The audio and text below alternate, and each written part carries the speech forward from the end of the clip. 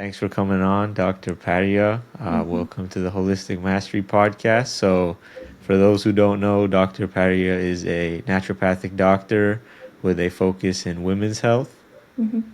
Um, yeah, just first thing I want to get into, I've been realizing this recently. A lot of people are just not so familiar with things like naturopathic medicine, functional medicine, integrative medicine, all these big terms, and then like the root cause approach. So maybe it would just be good for people to hear from you. Everyone has a kind of different way they like to explain things. So I know you obviously had a health journey of your own, which is kind of how you got into it. So maybe, yeah, you could just kind of explain what those are from your perspective, and then maybe tying in your story into demonstrating the difference between those kinds of medicine and then like conventional Western medicine. Yeah, absolutely. I feel like this is such a good question because, like you said, most people don't know what it is, or maybe they're familiar with naturopathic medicine. I feel like being on the West Coast, like California, there's a little bit more of an understanding, but obviously, being on social media, you get people from all sorts of different places that find you. So it's always a big question I get asked. I think the best way to describe naturopathic medicine outside of like using the terms like root cause medicine and things like that is usually when there's like a hierarchy of how to approach someone's health issues. Usually, let's say someone's experiencing some fatigue, maybe some like weight issues, maybe some digestive issues. They're going to their conventional doctors, their medical doctors, maybe their PAs, nurse practitioners, things of that nature. And so when you're going, you are most likely going under their insurance model. So there's already like a little bit of a time constraint on how much time you're spending with these professionals. Maybe you're getting like somewhere between 5 to 15 minutes. When you're bringing up some of these more like ongoing chronic health issues, I've personally found that one, there's just not enough time within those visits to get really into the nitty gritty of like your lifestyle and things that could be contributing to these health concerns. But then also there's like pushback in terms of what labs you can get done because it's going under the insurance model. There's also going to be an issue in terms of like what tools are in those professionals' toolkits. Usually, those types of professionals are getting a lot of training under like pharmaceuticals, which is higher level intervention. So it's kind of like you're skipping a whole bunch of steps and going into like higher interventions of like pharmaceutical surgeries, things like that, where you're missing like this whole chunk of, okay, how do we stop you from getting to a point where you need to be on those medications or going through like higher interventions? And that's where like naturopathic medicine comes in because for the most part, like most of our training, we do have pharmaceutical training, but most of our training is based off of lifestyle medicine, using gentle supplements and herbs to stop people from having their health progress to a point where they need like the pharmaceutical medication. So if someone were to come to me and they're like, I'm struggling with these things, we talk about doing more comprehensive labs, maybe more micronutrient testing. We talk a lot about like the lifestyle stuff and basically put together a plan that's more like intertwined with day-to-day living that'll improve their health overall and stop them from needing those other interventions. So it's kind of like that first approach that a lot of people unfortunately miss, and that's why like integrative medicine is so important, getting these two segments to work together, because the sweet spot is kind of like a little bit of both depending on where you're at in your health journey. um and yeah, was there something you want to say on that? Yeah, definitely. Yeah, I think it's interesting because most people, especially like from what I've seen, Mm-hmm. practitioners, people who end up in the health space in the US, they Mm-hmm. have usually gone through that process themselves through the conventional Western model, seen how it hasn't worked, learned it the hard way to where they got to this stage. So yeah, it's unfortunate a lot of people still don't know about this. Like you said, here in like California, it is a bit more common potentially, but I've recently been surprised the amount of people I talk to, and I'll just be going on talking about functional labs, and then I'm like, wait, have you heard of like functional integrated med? And they're like, no, I have no idea what it is. I'm like, okay, so this is not going to mean anything to you. It's like Yeah. 9 out of 10 people really don't have a familiarity from what I've been seeing. Mm-hmm. So yeah, it's like it's interesting when you think of things and you gain the awareness of like, for example, functional labs. It's like you have a gut issue. Why are we not going to look into your gut? It's like, okay, let's send you to this specialist, send you to that specialist, and do all these things. I know you had, like we said, a bit of that experience, so maybe you could kind of go into that, and I think that will give people a good idea of what the differences is and what that kind of process can look like. Yeah, definitely. So I think it was early 20s when I first started experiencing health issues. I was in college.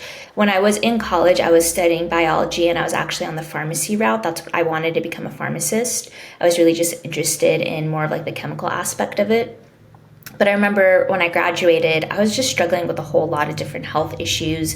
My periods were really irregular and painful. I was having digestive issues. I was having a lot of anxiety. And I remember like I had taken a gap year between undergrad and going into pharmacy school. I was working as a pharmacy tech at that time.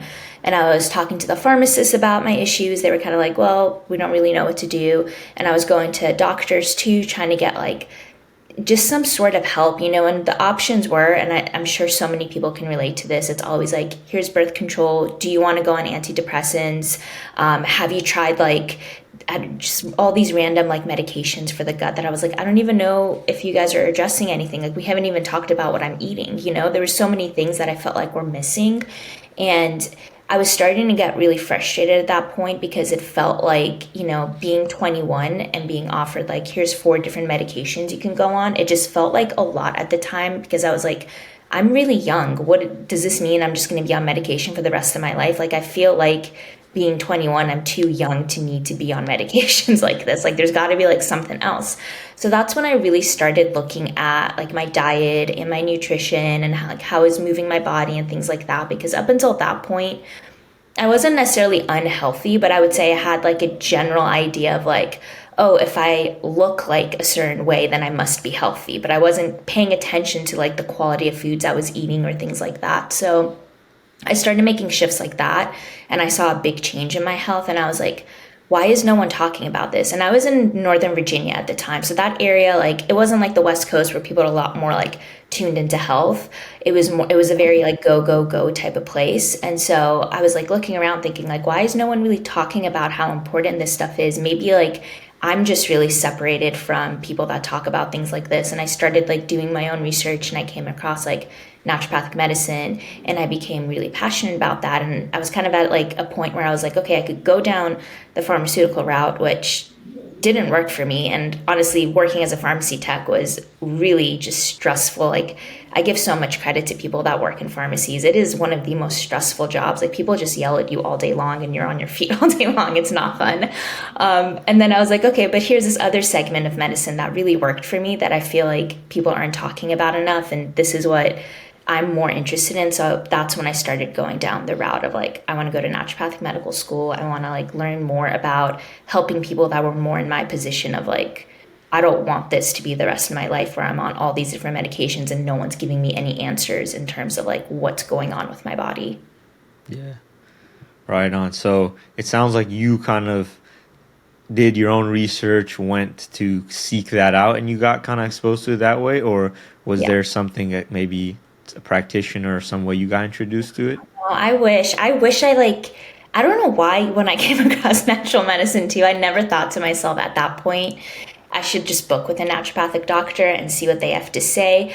I think by the time I really came across it, I was feeling a lot better, so I didn't feel like I need to. But I guess, well, I'll never know how it would change the trajectory of what would have happened, but I do wish back in the day I had like reached out to more naturopathic doctors too and like found mentors earlier on in my career. But no, it was mostly through research, and I came across Bastyr, which is where I went to school, and it was in San Diego. I was wanted to move to California, and I was like, everything's kind of aligning. Like, maybe I should just go for it and do this. Right on. Yeah. So before we kind of come back and then move forward, I like to kind of go back to the beginning with all my guests, get an idea of kind of like where were you born, where did you grow up, and kind of how did everything begin? Yeah, yeah. So I was born in Iran. I was born in Tehran. I was, I think, like three. I was very young when we moved to America. And back then, there were so many people moving to America just because our parents went through like the revolution, the regime change. There was a lot of stress. And I often wonder, like, how that level of stress that my parents had impacted me as a child, too. Even like, I could go like so far back into this in terms of like stress during pregnancy and all that stuff, how that impacts like the microbiome of the baby and all that stuff. Anyway, so moved to America when I was 3. We first moved to California. I was in San Jose with my parents. My parents worked a lot, like most immigrants. Like we were really trying to just get our, bearings together. And then we ended up moving to Virginia when I was maybe in middle school, and that's where I spent the majority of my teen years, and eventually moved back to California for school. But I would say pretty typical, like immigrant family. Like my parents were just doing their best to survive. There was lots of different stressors in different ways, and that definitely impacted me growing up. And I think another thing that was significant too was just the nutritional aspect of things, because, you know, I feel like, in Iran, there's like a little bit of a different culture around eating and food. There's a lot of homemade meals. There's a lot of spices. And my mom cooks at home a lot too. But then now we're in America where there's a lot of foods of convenience. I grew up on a lot of junk food. Like I was like always eating chips and soda and fast food and all that stuff. And I grew to hate my mom's cooking. I was like, I don't want this homemade meal. I want to go to McDonald's. So I can that relate to definitely that for shaped up sure. my health leading up to my 20s. Yeah. Yeah, that's actually what was going to be my question, was going to be like, did you grow up like eating Persian food? Because exactly what you just said, that was definitely an experience I had, because I would be taking like high quality home cooked meals, heated up in a thermos with, yogurt on the side, this and that to school. And then I was the only one, obviously, opening up like korma sabzi or whatever it was. It's like, what's this stinky, dark Yeah. colored stuff? I was like, I want a ham, whatever, a turkey Yeah. sandwich or something. And it's Yeah. like, why would you want something that basic when you can have this delicious food? So, Yeah. was that something you had going on a bit too? Yeah, definitely. Like I didn't like everyone that I went to school with would bring like peanut butter jellies or like Yeah. turkey sandwiches, like things like that. And I'm over here like I was like, I don't want to eat this. Like I don't want to eat this in front of people. And there's so many layers to that too. Just like just the impact of being an immigrant in this country and things of that nature. But yeah, I was definitely very resistant to my parents cooking growing up. Now I'm like kicking myself. I'm like, wow, I wish my mom was around to like, she lives in Virginia still, but I'm like, I wish she was around so I could just eat her like home cooked meals every day. Yeah. Like, I would love that. Yeah, it's interesting because one of the things we see, or at least I've seen a lot, is like with the nutrition side of things, it seems like Western cultures deal more maybe with, also like now there's so much information going on the internet, right? So it's like misinformation, trying to sort through stuff, and like I'm sure you've heard of the, now there's that kind of ancestral primal trend. Everyone's like liver, raw liver, desiccated, all these things.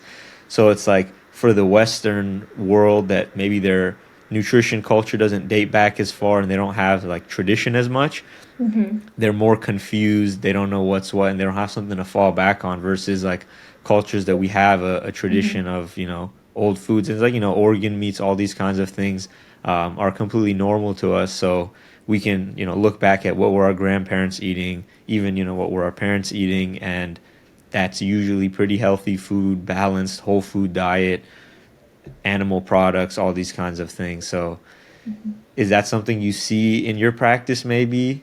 Yeah, yeah. People are so confused on nutrition. I don't blame them. Sometimes I get confused. I have all this knowledge, and then I'll see like 10 different posts on social media, and they all sound so convincing, and it'll make me doubt what I know myself. I'm like, wait a second. I've never heard anyone like refer, like, I don't know, let's say, like, I've never heard anyone say tomatoes have this and it's bad for you type of thing, or whatever it may be I'm coming across. And it'll take me a moment to stop and be like, all right, people just like things that are controversial do well on the internet. That's just the name of the game. And these people that post really like polarizing diet like information, obviously they're going to get a lot of engagement. Those are the types of posts people are seeing. And then they're super confused because they're seeing all these conflicting things where someone's like, I saw all these people doing like the carnivore diet. Someone else is like, what about a vegan diet? What about this? I heard this is bad, that's bad. And I'm like, the truth is always somewhere in the middle where you just need balance. And I do believe in like kind of going back to your roots a little bit to see what your ancestors have been eating. So it's more in line with like what your digestive system is primed for, because genetics is a big thing, and how our ancestors were eating do impact what we have a tolerance for. That's why I personally think we see some cultures that can do really well with a vegan diet or a vegetarian diet and they're healthy, and then there's other people that will try to implement diets like that and maybe it doesn't serve them and they feel really like sluggish and have these deficiencies. So there's so much nuance to it. So I feel like it's such a disservice to go online and have all these people posting all these inflammatory things, because then yeah, people are confused. And I try my best to keep like a really neutral standpoint on diet and nutrition on my page, because I'm like, I know how overwhelming it could be. Here's like some really gentle suggestions that most people could benefit from.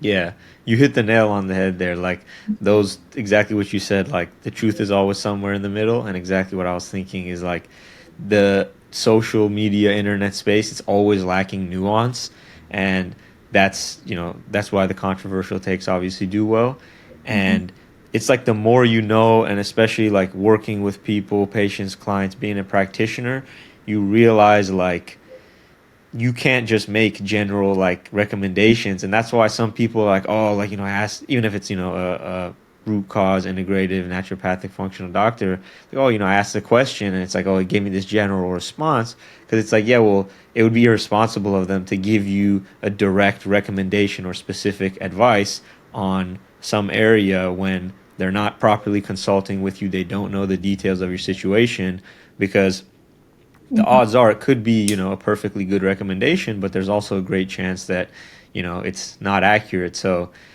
yeah, it's like you find yourself treading Mm-hmm. cautiously and saying anything with too much conviction or certainty, because, again, it all comes down to the details. So, Yeah. obviously, I'm sure that's something you implement in your practice. Um, Maybe you could share a little bit what your focuses are in your practice and, like, maybe how it's evolved a bit over time. Yeah, yeah. So when I first went into my practice, I really wanted to focus on like women's hormones. That was the bulk of it, like mostly helping women in their reproductive years who are struggling with, let's say, like PMS, painful cycles, irregular cycles, things along those lines. And then the longer that I've been in practice, the more I realize like it's more like supporting every other organ system, and then the hormones come last because your hormones are really responding to everything else going on in your body. So now I would say most of my practice is gut health, nervous system health, environmental health, and then how that impacts the hormonal system too. So I often get a lot of people that come to me and they're like, I want to work on my periods, I want to have less PMS, and then I'll start asking them questions, and it's like, here's this big glaring issue with their digestion, like they're not having daily bowel movements. And at first I kind of have to talk them into it, like, okay, we need to focus on this first because your hormones are not going to budge until your gut's working well. So that's kind of where it ended up falling, where I feel like I see a little bit more of digestive health, mostly working with women still. Right on. Yeah. I think that's definitely gut health, and that whole area is becoming more popular these days, which is good. Mm-hmm. But yeah, a lot of people obviously that are not familiar with the root cause approach, it's like, oh, we'll have this digestive issue, go to the doctor, and there's like no real solution. Maybe in a severe case, you end up getting like a colonoscopy, and Mm-hmm. it's just not a very productive cycle. So some things like a lot of people just don't know you should be having like 1 to 3 bowel movements a day, all these kind of basic things. Um, so yeah, I guess like how would you say digestive health kind of ties in? Obviously, like the issue is conventional medicine looks at things in isolation, right? And Yeah. root causes looking at the system interconnected. So that's obviously why, like as you said, gut health is going to be a big factor in, for example, hormonal health. Um, so I guess like yeah, what does your root cause process look like? You touched on it a bit there, and then like maybe where does like functional lab testing come into play? Yeah. And this is, you're talking more about the gut health aspect, correct? Yeah, gut How to health tackle or it. just Or yeah, just in general. yeah. Yeah. Well, so I always do like a really detailed intake too. Like we kind of touched upon it already, but all the lifestyle factors like diet is so important. I think most of us probably know that by now, but it really shapes your gut microbiome. We know certain foods can cause you to have more pathogenic or like overgrowths of bacteria. So if you're eating a diet that's really high in like carbohydrates, really high in sugars, like that can negatively impact your gut health. There's of course like the overprescription of antibiotics too. That's going to wreak havoc on your gut health. Also, food poisoning. People people don't take into account that one episode of having food poisoning is almost equivalent to the damage it causes as taking antibiotics. So a lot of people don't know how to properly support their gut microbiome after, like, let's say, getting sick from eating something. So all these things that can happen are really shaping the gut microbiome. And then stress is huge. No one likes to hear this, and I get that because stress is a hard thing to tackle. And I don't want to get into the realms of, like, because there's basically a lot of people that go to the doctors, they hear, well, it's stress, it's all in your head, and that's kind of where things get left off a lot of times. I try to, like, bring education to the fact that stress is making a huge impact on a lot of areas of health, but going beyond that and figuring out, okay, what are things that we can actually do to help lower your stress? Sometimes stress is inevitable, so, like, what herbs and tools can you bring in to help lower that response? Because a lot of times I feel like a lot of issues that people struggle with digestively come down to stomach acid issues, not Hmm. having enough stomach acid or having to be acidic enough to break down foods. That's causing a long-term impact on your gut microbiome too. And one of the biggest things that messes up with your stomach acid is stress. So many people are, like, sitting down and just, like, scarfing down meals. Maybe you're taking a work call or you're, like, answering emails and you're eating, so you're not, like, engaged with your meal. You're kind of, like, in fight or flight mode, trying to navigate work and trying to eat at the same time. And then you're like, why do I have a stomach ache? Why do I feel bloated? And it's like, it's those things. But that's a little bit of a trickier topic to talk about. I always tell my patients we're going to, like, slowly work on that as we, like, work on the gut itself, which brings me to, like, the functional testing. I usually do comprehensive stool tests too, something like the GI map, just to see what's going on in your terrain, so we could bring a little bit more, like, head-on support for whatever the imbalance is. Yeah, right on. Yeah, it's interesting you said that because that's actually exactly what I had going on recently. So I got a pretty bad bout of food poisoning and was already kind of on a gut protocol myself before that. Low stomach acid was part of the equation. Yeah. Um, but yeah, now I just did another GI map because of some symptoms that I had lingering after the food poisoning. And it's like, if I wasn't aware of these things, I might have just been like, maybe it's gonna go away. It's normal. For me, it was like some bloating and whatnot. But yeah, I think I read a statistic recently that was like more than 90% of chronic GI issues start from someone getting food poisoning. Yeah, that sounds familiar to me too. That might I feel like I read that somewhere and I can't remember where I heard it on a podcast somewhere, but Yeah. it the food poisoning thing is huge and so many people just kind of, like, ride it out. And another thing we kind of already touched on too is the diet aspect. I feel like in a lot of cultures there's a big emphasis on fermented foods. There's really not here in Western cultures. I mean, we have, like, yogurt and things like that, but I feel like no one's really mindfully eating fermented foods, which is so important for the gut microbiome. Like, I think fermented foods do 10 times what a probiotic can, but so many people get focused in on just supplementing so much. And I've run so many GI maps. I've seen a lot of cases where people have had really depleted guts, like their good bacteria is really low. We've done, like, months of, like, prebiotics and probiotic supplements, and it's not until finally someone, like, really brings in the fermented foods that we see those numbers of the good bacteria actually start to go up. I feel like as people, we're always like looking for the easier option, the simple one, where it's like, okay, I can just take this one thing and that's all I have to do, as opposed to like, no, you have to try to do this 5 times a week, implement this into your diet, make this change. A lot of people don't realize that, even something like exercise, overtraining could have an impact on your gut and how it's such a interconnected, holistic system. So, yeah, like in the case of the food poisoning and gut issues, it's like I would presume a lot of people, maybe their gut is not very robust, not very resilient. Maybe they already have some mild issues going on that aren't necessarily causing them symptoms yet. Then they go abroad, they get food poisoning, and obviously their gut is susceptible to, colonization from some bad bacteria, parasite, whatever it is.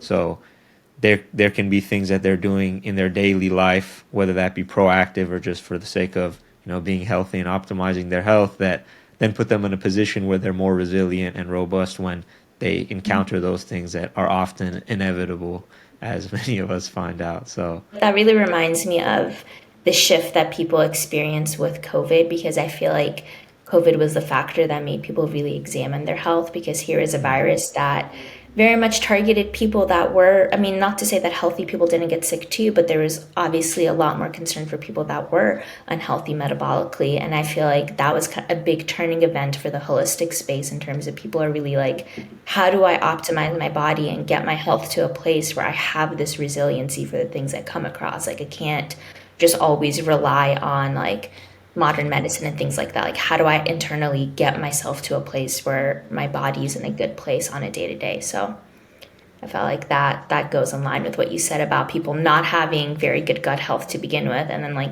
getting a food poisoning bug really, things sends things downhill afterwards. Yeah, absolutely. It's like a lot of people go down the path of health, and the more aware they become, the more knowledge they obtain, they can become kind of more neurotic about everything. And I feel like that's a fine line to tread, because sometimes you end up being overly neurotic and it's like you're doing more harm than good, from eating that one meal with some seed oils in it, or, that little bit of sugar, whatever it is. And ultimately, the goal should be for everyone to try to get as resilient as possible and be able to not have to be like hyper focused on every little thing in their environment. But yeah, that kind of transitioned pretty well into the next thing I wanted to talk about, which was supplements. Obviously, we're touching on that a bit right now, but like the concept, because obviously the term supplements, like we know it categorizes herbs, vitamins, minerals, and a whole host of other things. But in mainstream space and social media, what I see a lot nowadays is like people be like, oh, supplements are just supplements, which I feel like is technically true to an extent, but it also kind of makes it not completely clear in terms of like the more medical side of it, where it's like if you're avoiding pharmaceuticals for a certain gut issue, you're going on this antimicrobial phase. That is serving as your medication. It's not just like supplementing um, like low vitamin D or low vitamin or mineral status. It's like serving as your medication, and thinking of it as just supplements often for people leaves a lot of stuff off the table, and what's really obviously some of the most effective things. So what do you think about the mainstream perception of that, and kind of the difference between like obviously supplementing for being deficient in something versus like supplementation as like a treatment protocol? Yeah, that's a great question. I feel like it's such a like muddled space. I think the first thing that comes to mind is I kind of want to create like three categories in addition, like to the two that you put. I really want to take herbs kind of out of getting lumped into with supplements, like thinking of like more nutraceuticals, because historically like, we have used herbs for a long time as a part of day to day life. Like when we look at all the data we have on like what the benefits of like peppermint and chamomile and like artichoke and all these different herbs are on the body, it's because historically our ancestors were using them on a day to day. Like it was just a part of our culture to like lean on herbs, whether it's putting it in our foods, making herbal teas with it, making extractions with it. So I feel like herbs are one of those things that if there's certain herbs that I kind of recommend people continue on more long term, and it doesn't have to be in a more aggressive form like in capsules or tinctures or things like that, but like more like how can you incorporate it into your lifestyle? Like herbal teas are such a good way to like gently support your health on a daily basis. And then we get kind of into the realms of what you said in terms of like supplementing for a deficiency. That's going to be bridging the gap between your lifestyle and like supplements that are essential to you. In this day and age, a lot of nutrients are hard to get from our foods. Like magnesium is one I think about, where our soils are depleted. We might not be getting it from the foods we eat. Our body dumps magnesium when we're stressed out. Most of us are very stressed out all the time. So magnesium is one of those things where I think, okay, most people would benefit from supplementing in some way on a more long-term basis, whether it's you're taking it as a capsule, you're using it topically, like it ends up benefiting most people.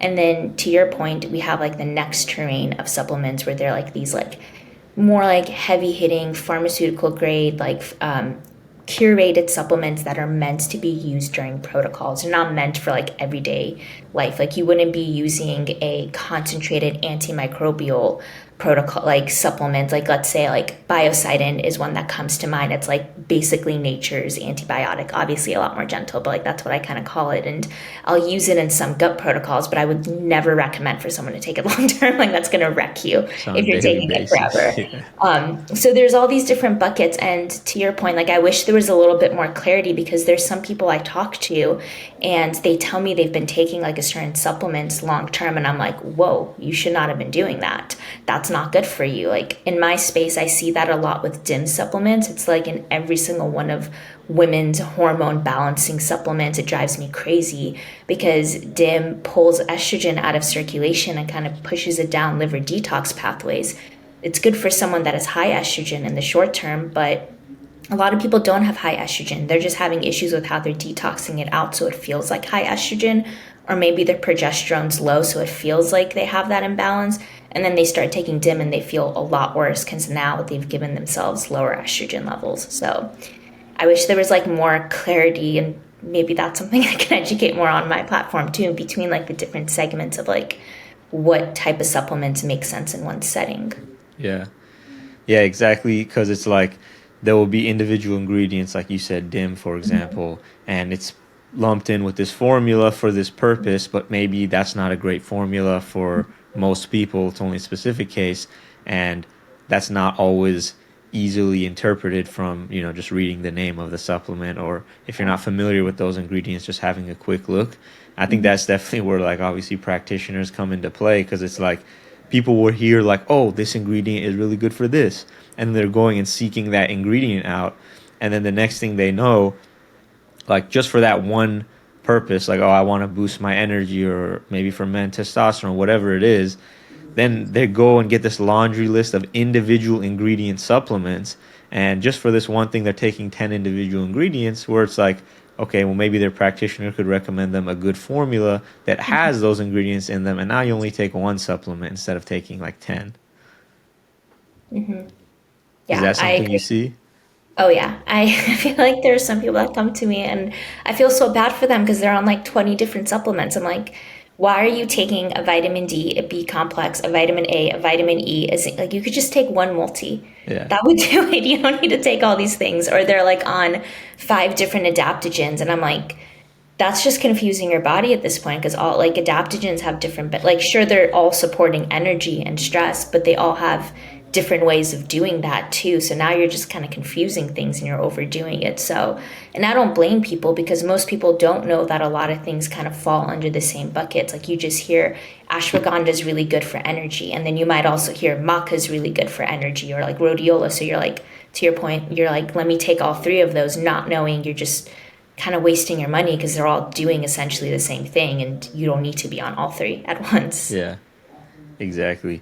Um, yeah, it's like that kind of shows why, like, obviously practitioners are so important. Obviously in many other cases as well, but I guess I could ask you, like, what cases do you think, like, in when should someone look for a practitioner? Why should they, like, consider working with a practitioner?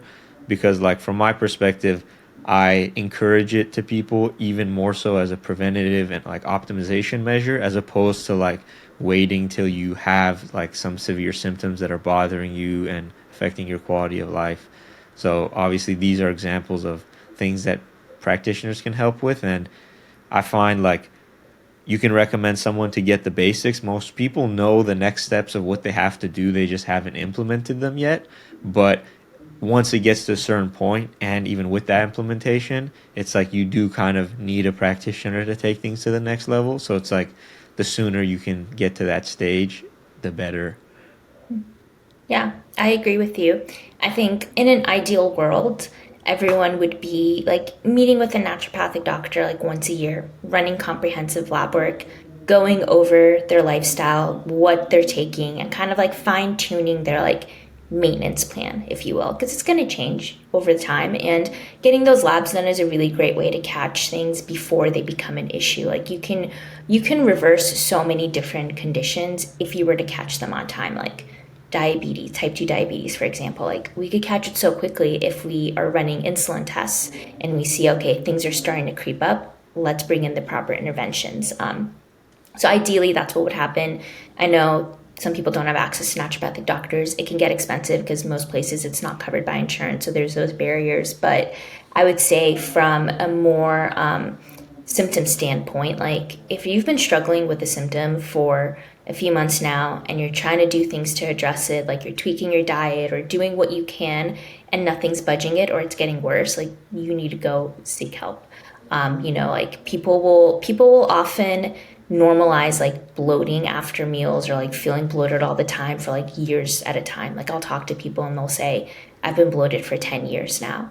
And I've done colonoscopies, I've done all this stuff, everything comes back clear. Like I don't know what else to do. Here's also a list of like 30 foods I don't eat anymore because of it. And it's like, I wish I could have I wish I could have helped you sooner because if we'd started sooner, it would be a much easier fix than like 10 years of imbalance. So don't let yourself get to that point. If you feel like something's wrong, your intuition is usually right. Go seek that help. Yeah. That perfectly ties in with the next thing I wanted to transition to, which is like patient motivation, the psychology behind like making these changes, taking action. Um, yeah, like making a drastic change to your lifestyle, to, even a decision like deciding to work with a practitioner. Because it's almost like the nutrition, the lifestyle, the supplements can be like the more straightforward piece of the puzzle, but actually like implementing it, making that a habit is like the harder part of it. So, yeah, I guess like what do you think is the kind of background of what goes on for people? One person is super motivated, one person, like, someone will have bloating and they'll be like, okay, it's been a week of this. I need to get this taken care of ASAP. This is bothering me. And someone else has severe digestive symptoms and they kind of deal with it for like 10 years. Like, what do you think is kind of the psychological aspect of it, or like what goes on kind of, yeah, in people's minds of dealing with this process? Yeah. It it's tough because everyone has their own motivators for what they'll tolerate, and I feel like unfortunately for a lot of people, health isn't a big, and I feel like people don't really take their day-to-day health seriously until they feel really horrible or maybe something unfortunately bad have like a bad diagnosis or something comes up and then they start to take it seriously.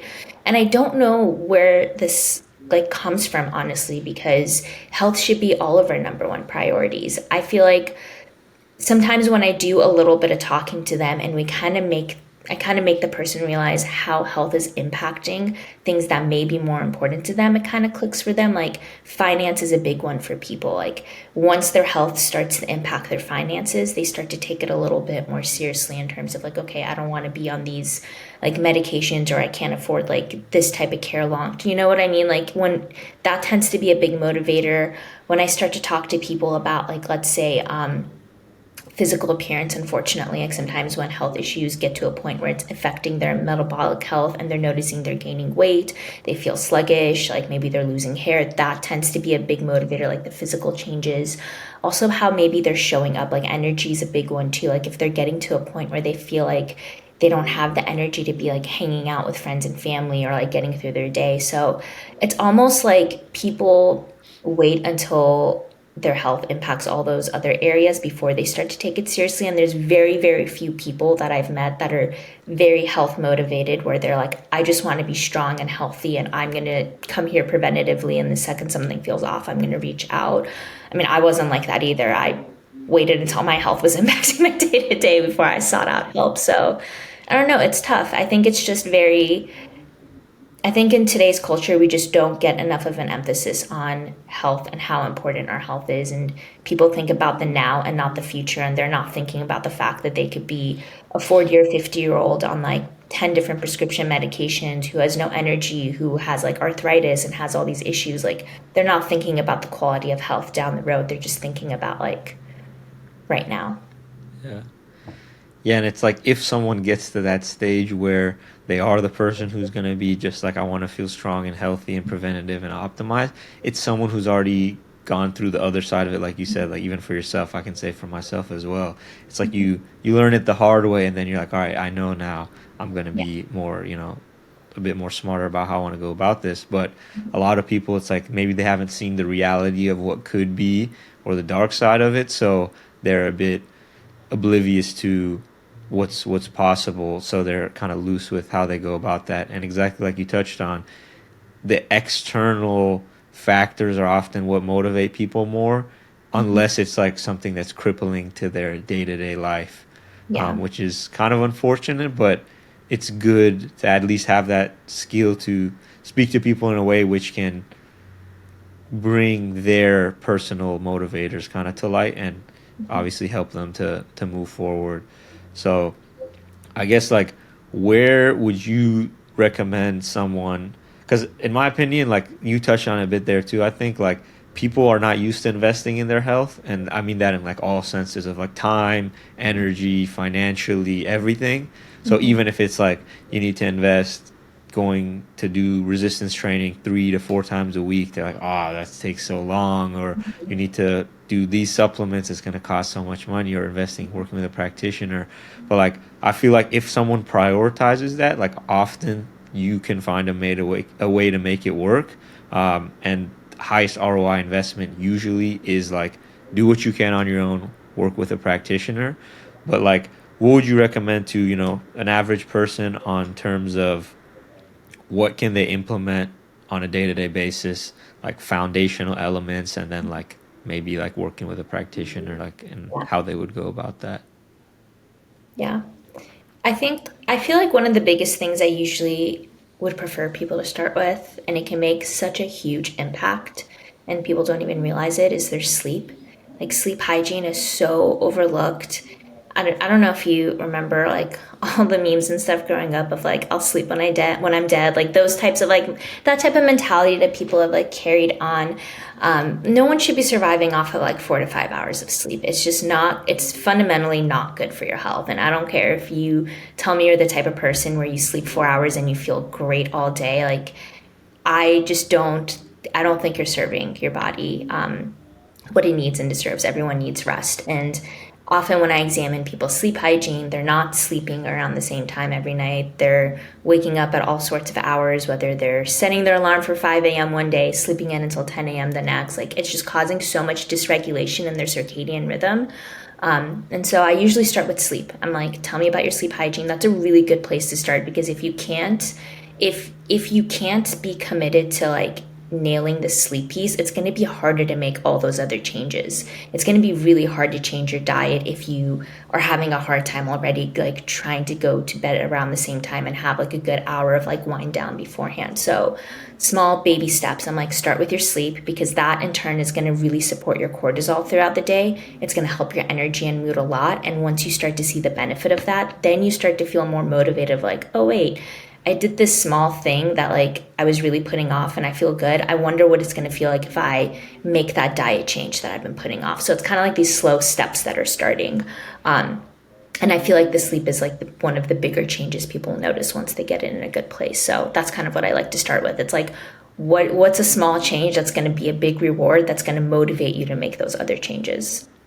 Exactly. Yeah. It's also because dumping too much on someone at once can be overwhelming. Even just the foundations of like sleep, nutrition, exercise, um, yeah, like light environment, all those kind of smaller factors. But just sleep, nutrition, exercise can be overwhelming to handle at once. So taking things like prioritize one, just focus on that, then add in another because there's obviously so many factors that go into it as well. Sleep, obviously, it makes sense because it's although it's so important, like the changes around it are the most simple, I would say. Like it's not that complex, but it's obviously much harder to implement and actually solidify. But it's like if you can check that box off, like you said, then okay, now you can move on to nutrition, now you can move on to exercise, and those have some more moving parts. Yeah, I agree. Get people started slow, let them see the benefits, and then it kind of goes from there. And sometimes it's really just the foundational stuff that's missing and someone will make those changes and a lot of their symptoms will go away and they don't even need to go see a practitioner like myself because they're like, wow, I didn't realize how much of an impact those things were making on my body. Because it's almost harder when people come to me and it's like the foundation's not even there because then they have this expectation of I want to run all these labs and I want to get put on 20 supplements and feel better next week and it's like I can't do that for you. Like, we can't, like, you're not going to feel better doing what you're doing now and then taking 20 supplements on top of that. That's not how, like, natural medicine works, unfortunately. I wish it did, but Yeah. no, I'm not going to say that. I don't wish it did, but I wish the results were faster in that sense. But yeah, focus on the foundationals and you'll be surprised by how many things can resolve just with that. Yeah, one of the metaphors I always like to kind of explain that to people is like you worrying about the fancy stuff like this supplement and like, oh, do I need this or that or whatever it is. And a lot of people are getting more into like biohacking these days as well. But I say like you're like worrying about like the fancy nice leather couch that you're going to put in your new home, but your foundation is ruined and the house is going to fall down. So it's like Mhm. you're just going to be shooting yourself in the foot by not making sure things are built on a solid base. Um, Exactly. but I think that's also why, like, let me know what you think about this, but why like functional lab testing is such a like integral part of the process, just because it puts like an objective and a data side to things, and for people to just see like this is what's going on here, this is what's going on here, da da da da. This is the impact of the way you've been living your life, your environment, all these things. I think that can definitely help people to get a clear understanding of it. And also, obviously, when paired with, an assessment that's having them speak about how they feel, it's like subjective, objective. It paints a very good picture for people to kind of get clarity on where they are, have a reality check of like how things are moving, and like, do you want to keep moving in this direction, or do you want to make a change into a potentially better direction? Yeah, I agree. Some people need like that data just to see exactly what their lifestyle habits have led to. And it could be really powerful to go over some of those labs and be like, we really need to work on, let's say, like this insulin, like this can't get higher than this, or like look at where like triglycerides are at and things like that. It really helps like solidify the things that we've talked about, and like it's motivating too once you rerun labs and you see positive changes and they're like, wow, like this lifestyle, like maybe it was tough to adjust to at first because I haven't been used to like addressing like my diet and all this stuff in this way, but now that I'm seeing the results, okay, yeah, I feel motivated now. Absolutely. So I know we got to wrap up here shortly because you got to get going. But last thing maybe we could touch on something I've been seeing a lot and hearing more and more about is like hypothyroid, and I think awareness is growing on it, but it's still lacking. So like one thing I've been mentioning to a lot of people I've been speaking with that seems like a lot of people haven't even heard is like more than 90% of hypothyroid cases are actually Hashimoto's. And Mm-hmm. obviously we're seeing some sort of like an autoimmune epidemic. So yeah, I guess like what symptoms should people look out for? Obviously, specifically Hashimoto's seems to be more so affecting women, but like yeah, what symptoms should they look out for? And like yeah, do you see that in your practice? And like how do you go about maybe managing that and working with people on that?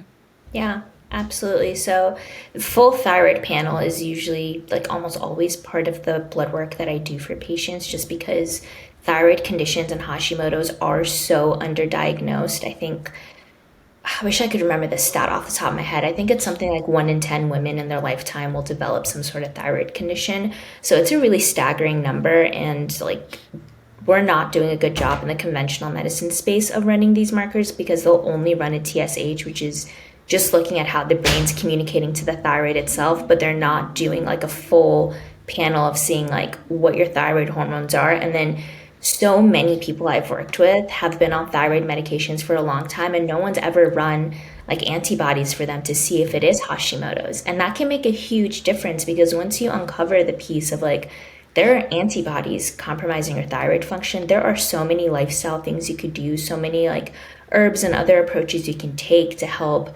bring those numbers down and help stabilize your thyroid so you're not on these medications forever, or let's say if you do need to be on these medications, the number, like the dose isn't continuously going up, or some people are on medication and they still don't feel good just because the antibodies are so high. So what I usually tell people to look for in terms of like thyroid symptoms are Mood is really big. If you're struggling with like low mood, fatigue, if you're struggling with constipation because like having low thyroid function is going to impact motility. With that comes like bloating, maybe heavier cycles or irregular periods, hair loss, feeling cold often. Like all of these things, you can kind of think of your thyroid as your body's thermostat, and when it's too low, it's going to slow everything down. And so think of it in those terms. And I'm not sure if I said weight yet, but weight's a big one too. Weight gain is often seen in hypothyroid and Hashimoto. So those are things I would watch for. And if you feel like that applies to you, definitely get like your thyroid tested and do a full panel with those antibodies. Yeah, I think it's pretty scary. I've never heard of someone like no one I've heard of or spoke to has had their antibodies tested. Even people with diagnosed hypothyroid, and like you said, like maybe conventional medicine is gonna run like their TSH, T4, T3. That's about it. And it's so unfortunate because people will have hypothyroid, like we said, 90% more plus of the time they have Hashimoto's, and they're just going, like you said, higher and higher dose and not knowing that they have an autoimmune condition and their thyroid is just getting more and more degenerated over time. So it's like another testament to the point you're making of like the sooner the better to like catch these things and stop it in its tracks and try to reverse it the best you can. So Really. what would you recommend to someone like who is maybe seeking a practitioner or looking for some help? Where should they start? How should they kind of navigate that? Because it can be tricky. I'm trying to remember the exact website. I can send it to you if you want to like include it in the show notes so people can use the link. But there is a link where you can look up local naturopathic doctors to you, and you could find people, like find different offices. Definitely check out reviews and stuff. Word of mouth is good too. You'd be surprised like who you know that might already be working with an integrative practitioner. So you can ask around and see if anyone you know is working with someone who they feel good about and can refer you to. Social media is also a good space, but again, do your vetting because there's a lot of different people. Like make sure people actually have credentials because there's a lot of different people doing a lot of different things on social media. So kind of like be diligent about vetting out the people you're working with. But those are probably the top three ways I would say to kind of start looking for practitioners. Also like searching on Google and stuff too. You can find local offices, look for like naturopathic doctors, like functional medicine doctors, and see what comes up. Right on. I think we can wrap it up there.